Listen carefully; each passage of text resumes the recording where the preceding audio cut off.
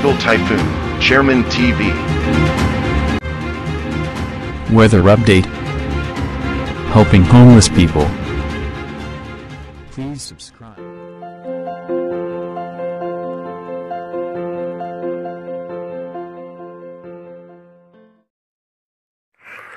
Magandang umaga po. Ito po ang latest update natin ngayong araw, February 7, 2025. Patuloy pa rin umiral sa ating bansa ang shear line, Easterlies at Amihan. Nakakaapekto naman ng shear line sa may parte ng Visayas, Bicol Region, Calabarzon, Mimaropa, Dinagat Islands, Surigao del Norte. Basahan nga po natin yan yung mga biglaang pagbuhos ng pagulan. Lalong-lalo nga sa parte po yan ng Bicol Region, no? Asahan natin may mga malalakas na pagulan kung makikita natin sa ating satellite image na may makakapal na kaulapan na magdudulot nga ng pagulan dito sa parte ng Bicol Region.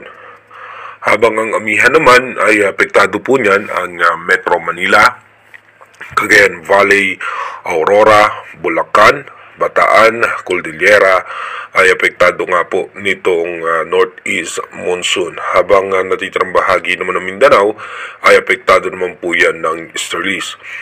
At yung alon nga po, no, dito po sa eastern section ng southern Luzon, expected nga po natin yung alon dyan ay posibleng umabot ng 2.8 to 4 meters yung taas.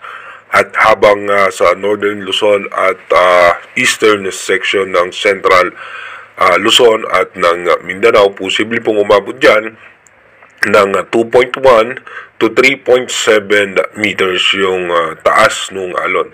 Kaya iba yung pag-iingat sa ating mga kababayan na mangingisda dito nga po sa mga nabanggit na lugar. Dumako naman po tayo sa ating rain map animation.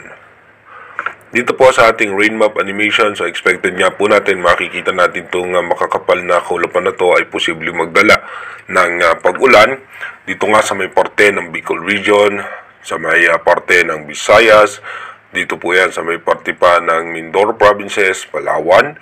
Asahan nga natin may mga posibilidad ng pag-ulan. Habang sa Luzon, Metro Manila, makulimlim na kaulapan na may chance ng mga isolated rain shower. Pagdating naman po ng alas 3 ng hapon, tuloy-tuloy pa rin po mataas ang chance ng pagulan sa Visayas, Bicol Region, Palawan at western section ng Mindanao. Pagdating naman po ng alas 8 ng gabi mamaya, mataas pa rin ang chance ng pagulan sa Palawan, eastern section ng Bicol Region, ilang bahagi ng Visayas at pati po dito sa may parte ng Mindoro Provinces. Pagdating naman po ng alas 11 ng gabi, ganoon pa rin po, may mga chance pa rin po ng pagulan sa Bicol Region at Pulilio Island and Quezon. Dumako na nga po tayo sa ating advanced weather forecast. Dito po sa ating advanced weather forecast, bukas nga po February 8. So expected natin, maulan nga po sa may parte ng Central Luzon, Metro Manila, ilang bahagi ng Bicol Region, Mindoro Provinces at Palawan. Magkakaroon nga po ng low pressure area sa labas ng Philippine Area of Responsibility sa parte po yan ng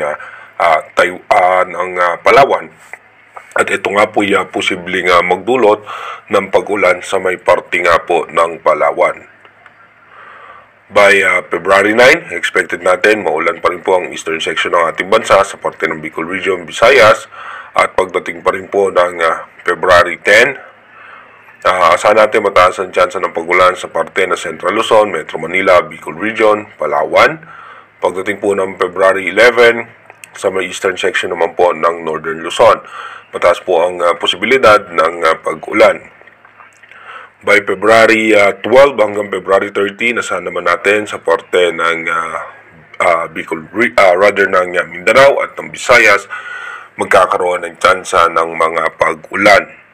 Pagdating naman po ng February 14 hanggang 15, ninipis nga po yung mga kaulapan. Kung mapapansin natin, may hina at katamtamang pag-ulan o yung mga pag-ambon lamang ang ating mararanasan.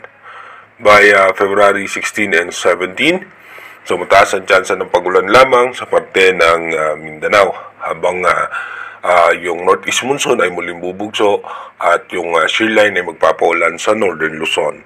By February 18 hanggang 19, Expected natin by 19, no, mataas ang tsansa ng pagulan sa Northern Luzon, Visayas at maging dito nga po sa parte ng Mindanao. Pagdating naman po ng February 20, maninipis na kaulapan na lamang po yung ating nakikita at may tsansa pa rin po ng pagulan sa Northern Luzon.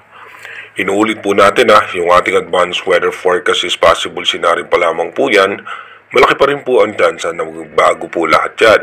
Sa ngayon nga po, wala po tayo minomonitor na anumang posibleng bagyo na mabubuo at direktang makaka-apekto sa ating bansa. Mag-iingat po tayo palagi. God bless po sa ating lahat.